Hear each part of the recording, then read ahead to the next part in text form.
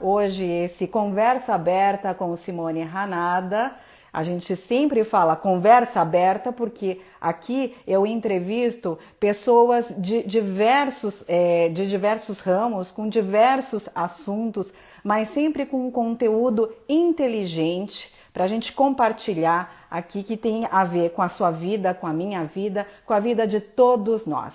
E o entrevistado de hoje, do Conversa Aberta com Simone Hanada, é o Johanny Rus. Ele é um padeiro muito especial porque ele é considerado o 8º padeiro melhor do mundo. E ele tem muita história para contar pra gente, tá? E ele foi um dos líderes aí dos grupos que atuaram para realizar os pães que foram doados para os hospitais públicos que trataram de pessoas com Covid-19 no início dessa pandemia. Além dessa história, ele também vai falar de outras muito interessantes, como a busca pelo levain perfeito para a panificação. E ele fez uma viagem muito interessante que eu vou mostrar, aliás, eu vou falar um pouquinho para vocês dessa viagem. Ele vai mostrar algumas fotos aqui também com a gente. Eu vou então convidá-lo aqui. Vamos lá.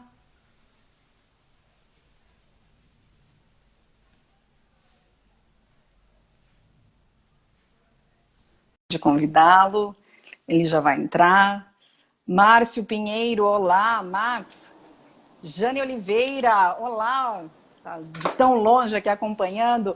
Olá, Johanny. Oi, Simone, tudo bem?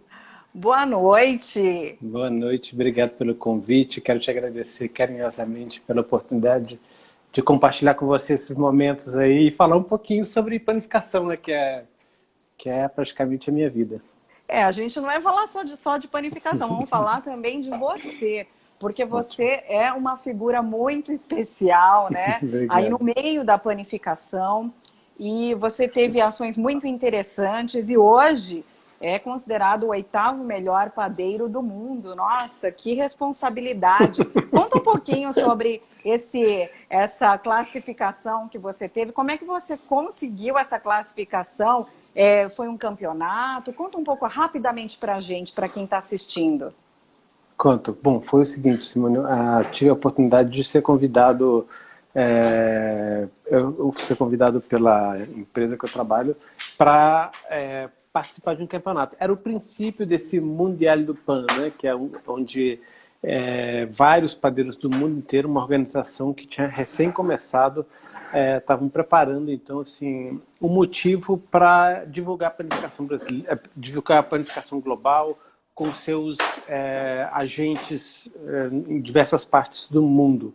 Eles tinham acabado de iniciar os trabalhos, né, desse campeonato, e aí, claro, nessa época não tinha nem seletiva, porque era tão início que eu fui convidado, então, por convidado, assim, né?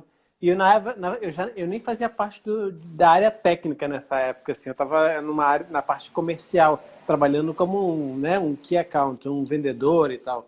E aí eu recebi esse desafio, fiquei realmente muito preocupado, vou confessar para você. Eu já tinha participado de outros campeonatos, na Alemanha, participei também, né, em outros países também de campeonatos, assim. Eu sabia do que se tratava e da responsabilidade que era. Por isso que eu tinha esse frio na barriga enorme. Porque eu sabia que era um desafio gigantesco.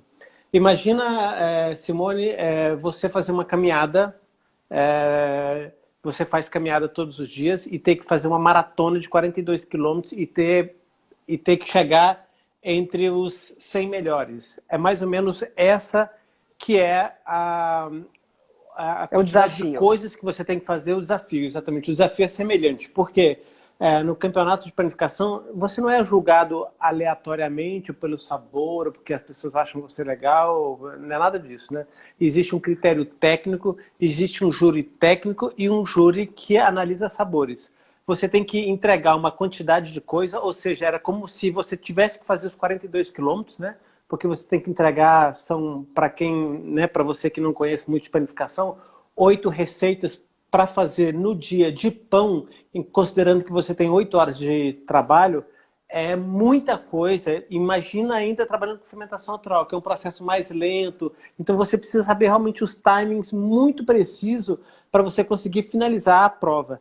E aí eu sabia de todo esse desafio, comecei a praticar nesse meio tempo, nos finais de semana, com unhas e dentes, agarrei essa oportunidade, enxerguei claramente como uma grandíssima oportunidade e recebi esse convite com 2 meses antes do campeonato. Para você ter ideia, Simone, as pessoas gastam normalmente 2 a 2 anos e meio para se preparar para um campeonato. É como se fosse uma maratona mesmo, não é? E hoje, e já há muito tempo, existem profissionais que vivem só disso, de participar de campeonatos. Então, assim, eu estava numa área que Pessoas não que se era preparam só para isso. só para isso, porque a complexidade é tão grande e o dinamismo é tão grande que você precisa realmente se dedicar só para isso. É como se você talvez não possa hoje, você não possa dar 5 passos errados durante um campeonato, porque senão você começa a perder muito tempo e esse tempo te desfavorece, né? Então, Eu assim, imagino. eu agarrei com essa oportunidade com unhas e dentes, planejei tanto que você tem que fazer escultura de pão, que as pessoas nem conhecem, a gente nem conhecia isso direito, e escultura de pão que não pode ter nenhum tipo de armação de ferro, nenhum tipo de armação de metal, plástico, nada. É tudo feito a pão, e essa escultura tem que medir 1,80 m, Meu imagina, Deus, é da minha enorme, idade. 1,80 m. É, Do seu eu tenho tamanho, do seu tamanho, 1,86 m, do do seu meu tamanho. tamanho.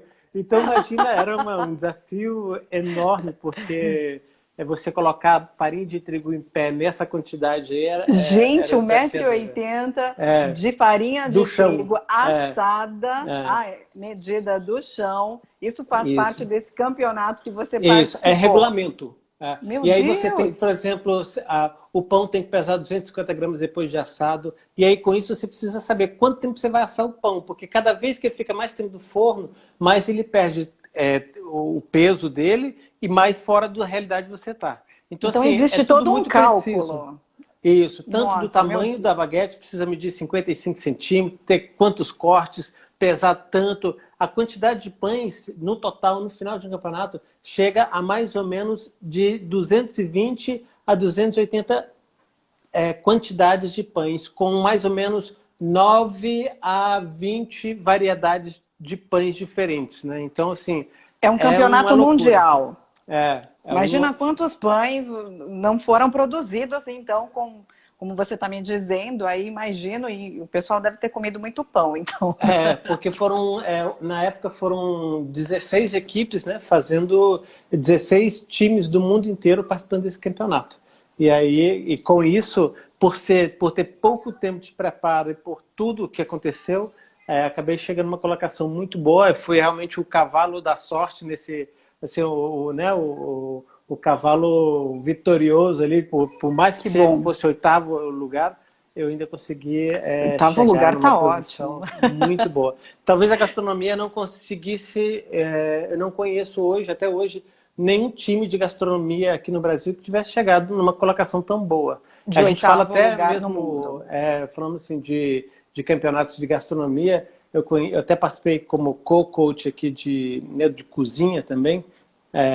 Nós chegamos em 12º, 18º lugar, 9º lugar nós chegamos uma vez também, mas em oitavo foi realmente um feito muito legal. Johannes, deixa eu só aqui dar um oi para quem está chegando.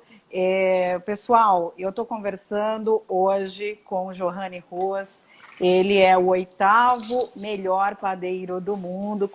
Aí essa conquista foi por meio de um campeonato mundial de panificação. E hoje ele é a pessoa, né, o técnico da Seleção Brasileira de Panificação. Eu nem sabia que existia uma Seleção Brasileira de Panificação, mas que orgulho saber que a gastronomia, por meio dentro da classificação de panificação, ela está bem representada e tem um brasileiro, né? Um brasileiro alemão, né? Porque você nasceu na Alemanha e Isso. você sempre morou aqui. E foi lá que você fez o curso de panificação. Conta um pouquinho dessa história, só para a gente Legal. saber quem é o Johannes. Tá, bom, então assim que eu terminei Na verdade, eu nem tinha terminado meu segundo grau ainda. Você vê, Simone, que responsabilidade é Aqui, minha. aqui no Brasil. Aqui no Eu não Brasil. queria saber de mais nada, eu não queria saber de estudar, mas tomara que não tenha nenhuma criança escutando isso, porque senão vai parar de estudar e vai achar que vai ser fácil. Não foi. Se eu tivesse estudado, eu talvez tivesse chegado em primeiro lugar. Mas eu nem terminei meu segundo grau, e aí eu resolvi realmente sair de casa e buscar, né, uma profissão e tudo mais, porque realmente estudar não era, Corajoso. naquela época, não era o meu forte. Vou dizer assim, porque eu estava com unhas e dentes tentando passar de ano, assim, né? E aí, então fui para a Alemanha para estudar luthier, porque a família do meu pai é carpinteiro, desculpa, a família do meu pai é mecânica e a família da minha mãe vem de carpintaria, né? Tá? E aí eu fui para a Alemanha estudar carpintaria, que é um ramo, na verdade, luthier é um ramo da carpintaria. Luthier é aquele que faz instrumentos musicais. Eu Ah, queria tá. fazer aquilo e tal. Então, mas como o meu irmão já tinha ido para a Alemanha para estudar mecânica e tinha abandonado mecânica para virar padeiro, ele falou comigo: Johannes, por que você não começa como padaria, depois, quando você estiver mais confortável e falando alemão melhor, você não estuda aquilo que você quer, tal? Eu falei: acho que é uma boa, porque tinha uma república para padeiros. E aí foi aí então que eu ingressei então na panificação através do meu irmão, que já fazia panificação, que é o Olha Vuzi, é um só. cara fantástico também. Olha, não deixa de ser um carpinteiro da panificação, porque É fazer verdade. um pão de 1,80 m, né, e ganhar o concurso aí, e estar entre os oito melhores do mundo, não é para qualquer um, é um carpinteiro da panificação. É Então verdade. isso está no sangue mesmo, né? Agora, para quem está chegando agora, pessoal, muito boa noite, boa tarde, bom dia. Eu falo bom dia, boa tarde, boa noite, Johannes, porque depois a gente vai deixar esse vídeo no IGTV, do Instagram e também no YouTube, no canal Simone Hanada. E hoje, nesse Conversa Aberta com Simone Hanada, eu estou entrevistando aqui o Johannes Rus, que é o 8º melhor padeiro do mundo e técnico da Seleção Brasileira de Panificação. Johannes, fala um pouquinho aqui pra gente como foi. Eu sei que vocês tiveram um trabalho muito bonito, muito interessante, você e o grupo de padeiros aí, liderado por você, no início da Covid-19, da pandemia, juntamente aos hospitais, né? Auxiliando os hospitais, principalmente fornecendo aí pães de uma maneira como uma doação para que não faltasse, né? Para esses profissionais. E vocês fizeram esse trabalho diariamente por alguns meses, né? Então eu queria que você contasse um pouco disso. Como é que iniciou toda essa ideia e como foi ter trabalhado aí para o combate da Covid-19 aqui no início dessa pandemia? Bom, primeiro foi a maior gratificação que alguém possa sentir é realmente, sabe aquela história de que quando você dá um presente para alguém, talvez você se sinta mais feliz do que receber o presente? Acho que foi essa sensação, né? Se você me falar sobre a sensação de como nós sentimos em ajudar as pessoas, foi essa, sabe? De realmente receber o melhor presente do mundo. Porque a gente estava recebendo vários vídeos das pessoas recebendo os pães e tudo mais. Essa história começou assistindo televisão. No domingo eu estava assistindo o Globo Esporte e estava falando sobre os hospitais de campanha que estavam sendo montados no Pacaembu. Eu sei que o Rogério Shimura, que é uma grande personalidade da panificação brasileira, inclusive ele foi eleito o melhor padeiro do mundo o ano passado, é uma pessoa fantástica. Eu, na hora, liguei para ele, mandei uma mensagem para ele via WhatsApp, falei: Rogério, estão montando um hospital aí do lado da sua casa, aí, perto da sua casa. Aí. Como é que esse pessoal vai comer? Aí ele falou: cara, estou vendo mesmo aqui, mas não sei. Eu falei: Que será que não bom que vai alguém precisar se de pão? preocupa como que as pessoas vão comer. Eu falei: será que esse pessoal não vai precisar de pão? Aí ele Muito, falou: muito não bom. sei. Aí ele falou: Johannes, vamos correr atrás disso aí. Então, ele tem a escola dele, né, que é a Levan, a escola de panificação, que fica Sim, aí na Domingos de Moraes. E aí ele colocou a escola dele à disposição, colocou ele que, pessoalmente estava à disposição. que A gente legal, hein? acordava 3 horas da manhã, Simone, para fazer pães. Eu e ele chegávamos primeiro, né, porque a gente ia batendo as massas, Sim. e aí depois chegavam os demais profissionais, que chegou a ter 12 profissionais, né, fazendo pães para para esse projeto. E foram feitos 160 mil pães e durante 45 dias nós fizemos essa quantidade de pães que foram doados não somente para o hospital, no final das contas a gente conseguiu movimentar tanto. No primeiro dia foi só eu e o Rogério, nós fizemos 350 pães. Gente! E no final dos dias a gente estava fazendo 8 mil, 9 mil pães por dia. Foi realmente... Uma maratona. Uma maratona de realização de pães. E eu vou colocar aqui algumas fotos. Legal.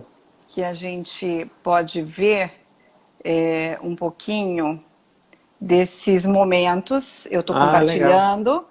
Aqui são os pães que vocês prepararam, né? Foram todos no formato, a preocupação nossa fosse como eles iam ser embalados, né? Como que as pessoas receberiam.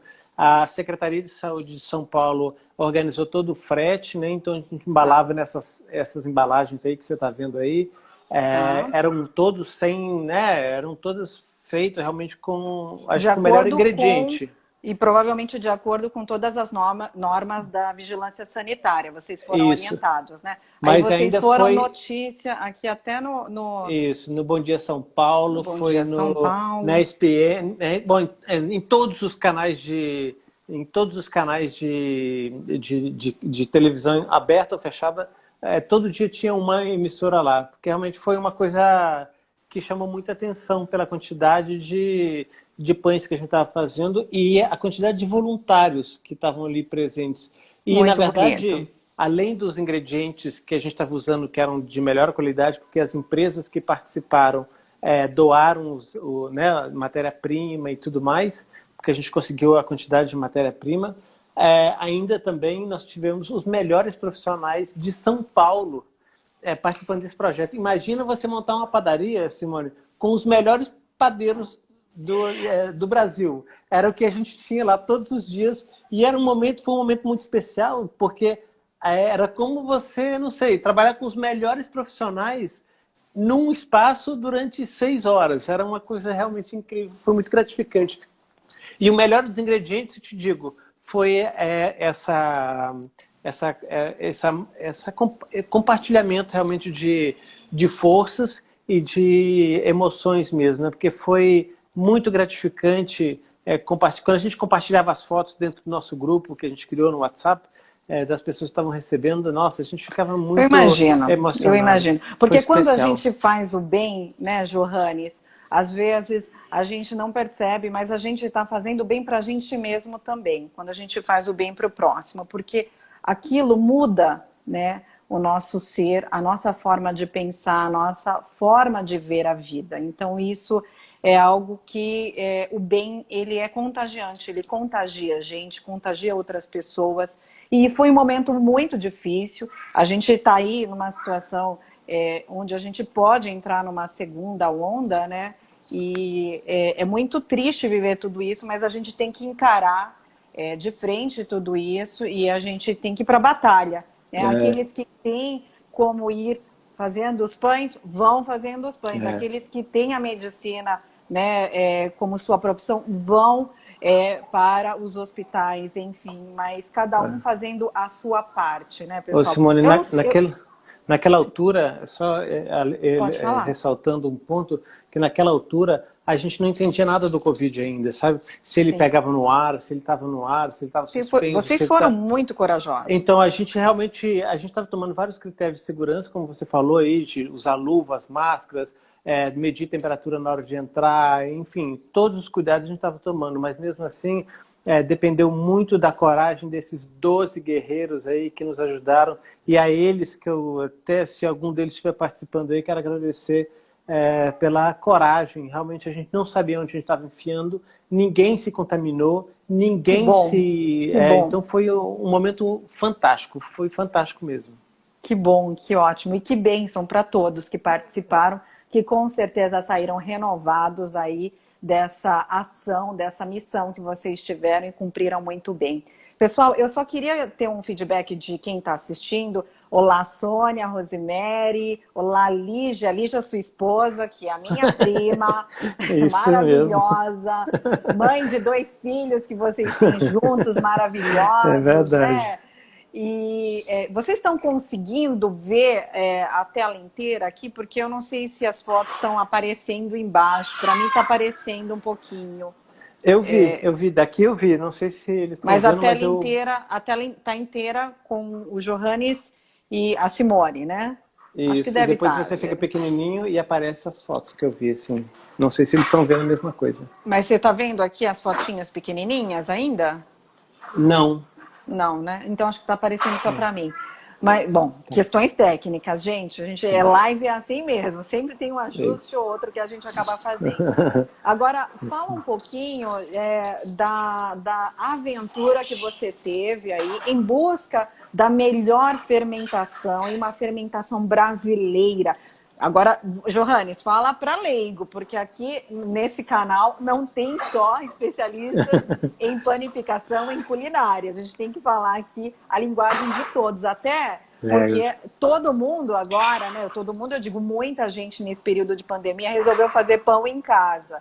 Então, eu creio que os curiosos também estão assistindo aqui e às vezes eles vão precisar entender um pouquinho mais sobre o levain.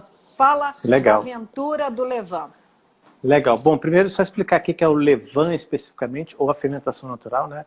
O próprio nome já diz, é uma fermentação que acontece espontaneamente, porque a junção da água e da farinha de trigo, que são dois elementos essenciais na panificação, eles, naquele momento ali, são adicionados também os micro-organismos que contêm nesses ingredientes, na farinha de trigo, que são micro-organismos, e também no ambiente. Esse micro-organismo do ambiente contamina essa massa e faz com que essa massa levede, né, fermente.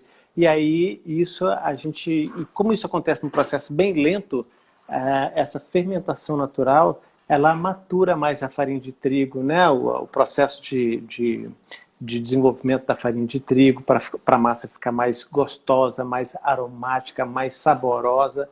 Então, a fermentação natural traz porque vários benefícios, até porque ela começou há mais ou menos 6.000 anos atrás, Simone. Não é uma coisa nova, embora esteja super em voga, porque muitas pessoas começaram a fazer pão de fermentação natural em casa, isso já acontece há mais de 6.000 anos. E aí, com o Agora é objetivo... até matéria, em todos os lugares, viu? A gente fala levain. Isso foi ótimo, porque várias pessoas fazendo pão em casa começaram a divulgar também esse processo de fazer pão que é super antigo, mas que traz o resgate da panificação, né, na sua essência, na maneira lenta de fermentar, e trazendo todos os sabores e aromas para os pães. E ele é melhor se preparado como levando que um fermento biológico, por exemplo, que eu compro no mercado? Isso, porque o fermento biológico ele surgiu do levain, sabe, Simone? Porque quando começaram a estudar o levain, né, lá em 1800 e alguma coisa, quando apareceu o microscópio, eles começaram a estudar que o levain tinha ali micro-organismos que fermentavam. Eles pegaram esses micro-organismos que fermentavam, né, que eram os fermentos, as leveduras, inocularam ela e fizeram como se fosse uma galinha de granja. Fizeram ela potencializar para ela comer açúcares mais rápido, porque a fermentação acontece que o Saccharomyces, né, que é o bichinho do fermento, come o açúcar e transforma esse açúcar em gás carbônico. Então eles falaram, vamos pegar esse bichinho aí, o Saccharomyces, ajudar ele a potencializar para ele comer o máximo de açúcar possível e fermentar o pão mais rápido possível. E aí surgiu o fermento de padaria. Porém, o fermento biológico. Isso, a fermentação, quanto mais rápida ela menos sabor você tem no pão. Porque o pão, quando ele é fermentado lentamente, você tem vários tipos de leveduras ali dentro que podem contribuir com sabor, com aroma, com infinidade de vantagens que você tem quando você faz a fermentação natural. E essa longa fermentação traz um benefício até digestivo, até para a saúde é muito melhor. E com essa pandemia resgatou-se isso, né?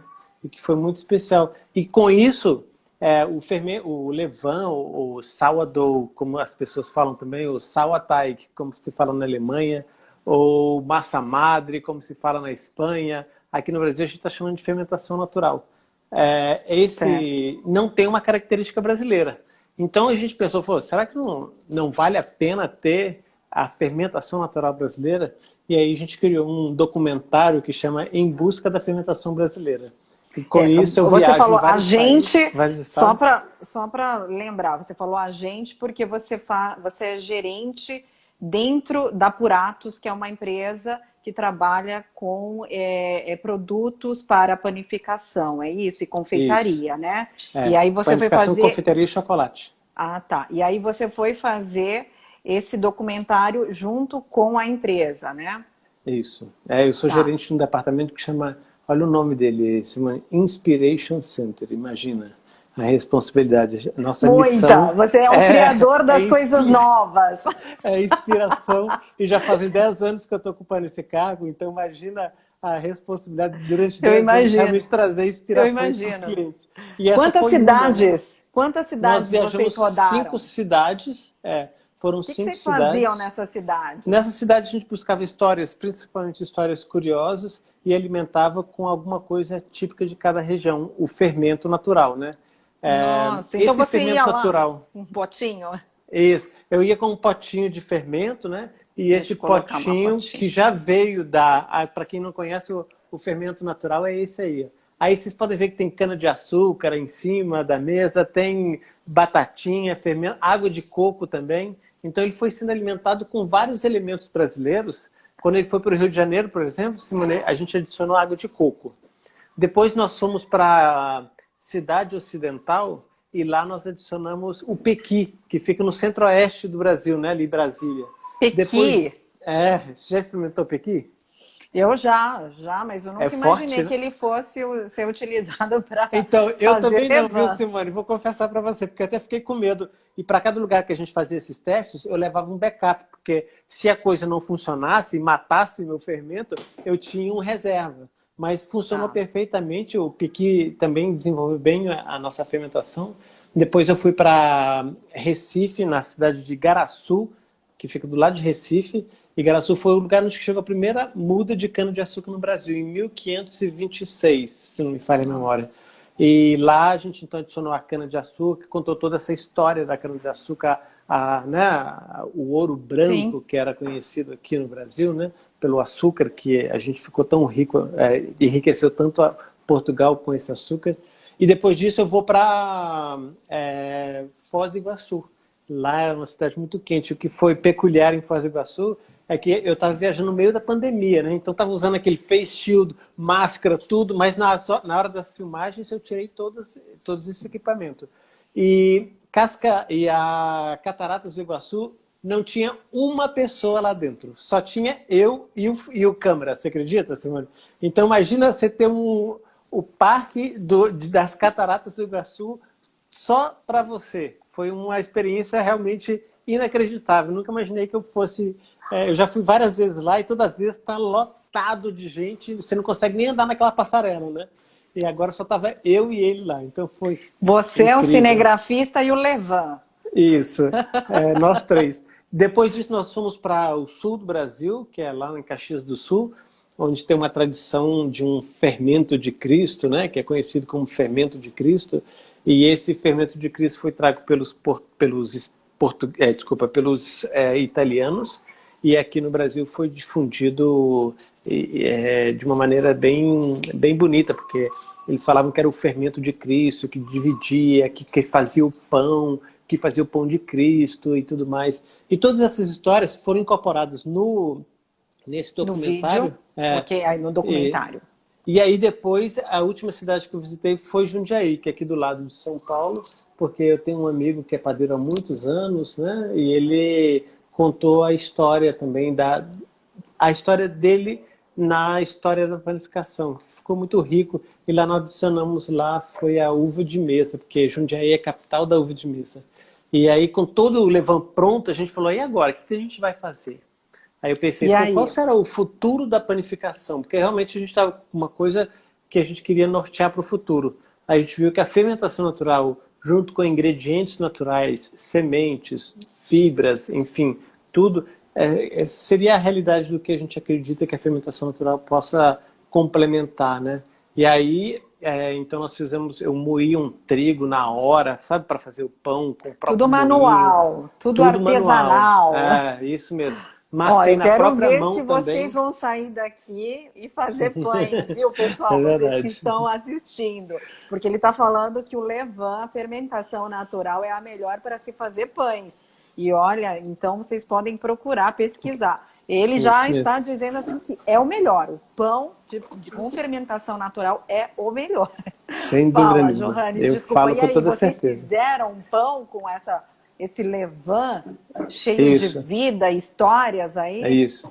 Aí eu fui lá de novo, lá no Shimura, falei, Rogério, me empresta a padaria aí para fazer um pão aí. Ele falou, abriu na hora a padaria, então a gente foi lá e fez os pães para realmente fechar esse documentário com chave de ouro. Foi muito E ficou gratificante, gostoso, né? Esses ficou. E pães. esse Ficaram documentário, gostosos, né? esse documentário foi traduzido em inglês e está rodando o mundo inteiro esse documentário. Eu estou muito grato em Que receber gostoso. vários comentários assim do mundo inteiro falando sobre, porque a Puratos está em quase 100, mais de 100 países, né?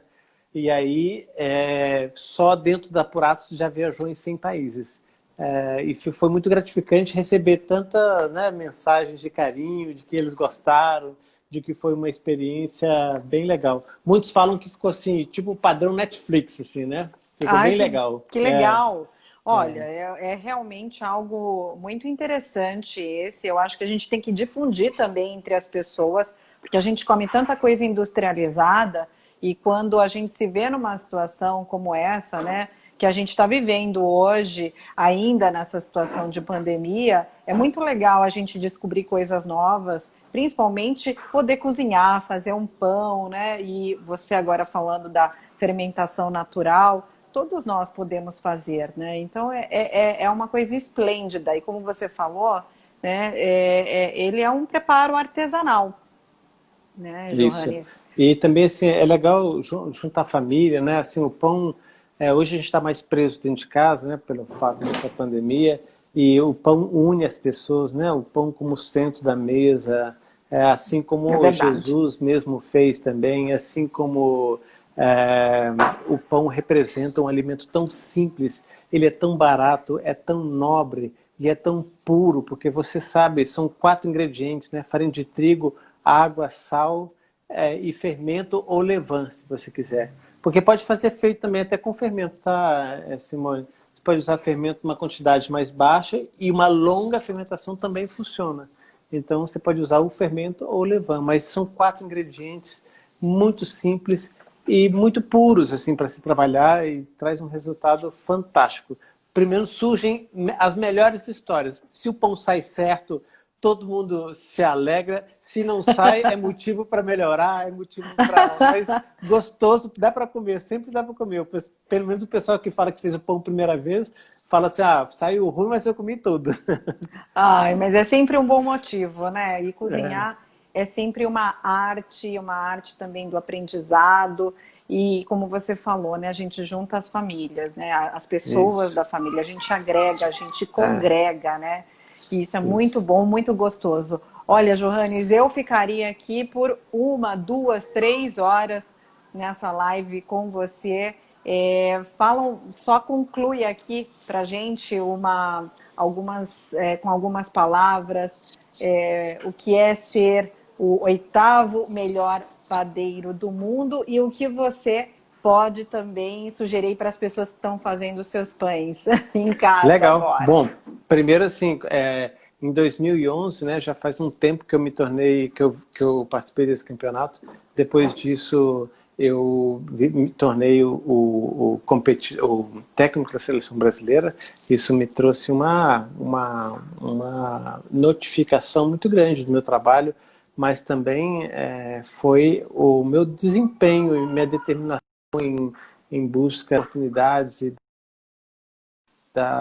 e de emergir realmente dentro do meu negócio, porque assim, o fato de você ganhar um campeonato não quer dizer muita coisa, porque o campeonato é um local onde que tem as regras, é um jogo que você tem que jogar daquela maneira que eles querem para você alcançar né, uma posição. Foi o que eu fiz.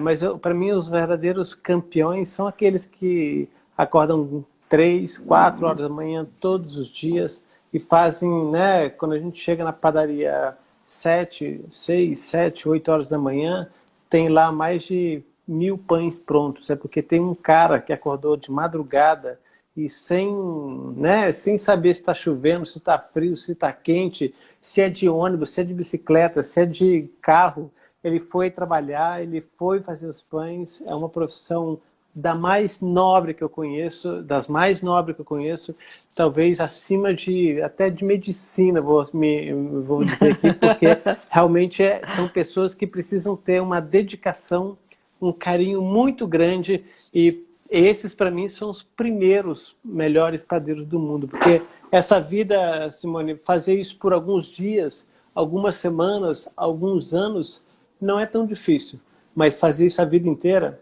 acredita em mim, tem que ser muito, mas muito bom mesmo para E com prazer, trazer, né? Com e com amor, prazer. né? E aí, para quem está fazendo pão em casa, aí só para voltar aqui no campeonato, hoje nós temos duas mulheres que vão competir em 2021. Por enquanto ainda tá confirmado o campeonato. 2021 nós temos um campeonato em Nantes. Vão ser duas competidoras, a Jéssica Mulheres e a Marina. representantes do Brasil. Mulheres representantes do Brasil. A Você que Jéssica é está do treinando. Não só agora. Esse ano eu passei o bastão para o Fernando de Oliveira, que é um grande amigo e foi o competidor da última competição, que ficou em nono lugar. Ele é um cara muito bom, mas muito bom mesmo, muito preparado, um cara fantástico. Ele vai ser o treinador da próxima seleção brasileira. Então, eu vou me tornar somente um representante para esses ambassadores do PAN por mais 2 anos. Depois também vou fazer parte do conselho, enfim. Mas quero estar sempre envolvido nisso, mas não tão direto, porque, né, acho que outras pessoas com novas energias podem oxigenar muito mais essas ideias do que eu estou fazendo. Então, aí, para quem está fazendo pão em casa, para quem quiser fazer pão em casa, tem várias dicas, né? Eu vejo assim que as pessoas ficam preocupadas muito com aqueles alvéolos, né? Que é aqueles buraquinhos do pão, sabe? Não sei se você sabe, quando você corta o pão assim, você vê ali, a gente chama de o miolo do pão, né? As pessoas ficam querendo colocar cada vez os alvéolos, aquele miolo do pão mais aberto e tudo mais, e ficam achando que aquilo é o melhor. E sem dúvida é um desempenho fantástico para quem, né, vai se aperfeiçoando. Você consegue fazer o pão ficar mais aerado por dentro, o que se faz incrível. Desculpa.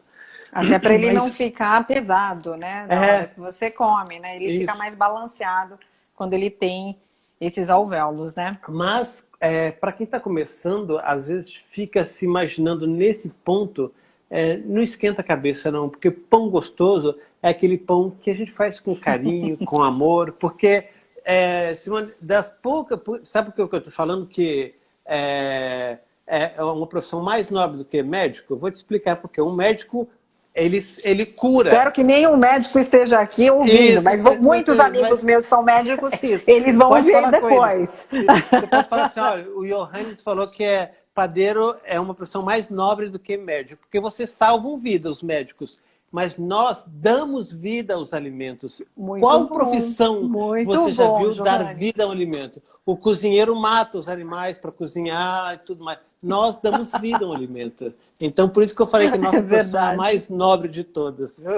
Então, e o simples fato de você dar vida a um alimento, ao pão, seja ele integral, seja ele farinha branca, centeio, com cereais, ou uma cuca, né, como se faz muito no sul, ou sei lá, um cacetinho, como se faz no sul do país, em Porto Alegre, que é o pão francês.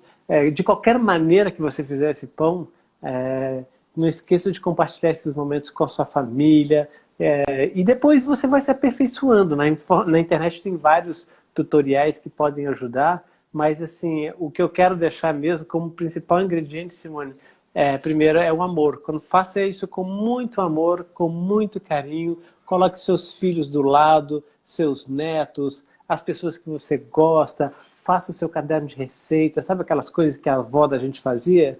escreva o seu caderno de receita, deixe a sua história marcada para as pessoas poderem acompanhar e sentir, porque isso é a vida. Não é aquilo que você fica imaginando que você vai fazer daqui a 10 anos. É aquilo que você está fazendo agora. E fazer pão é fantástico. E esse final de semana tá ótimo para fazer pão. Tá chovendo, então imagina, fica em casa, faz um pão, uma pizza, fica fantástico. Viu? Muito bom, Johannes, muito bom. Afinal de contas, cozinhar, fazer um pão, né?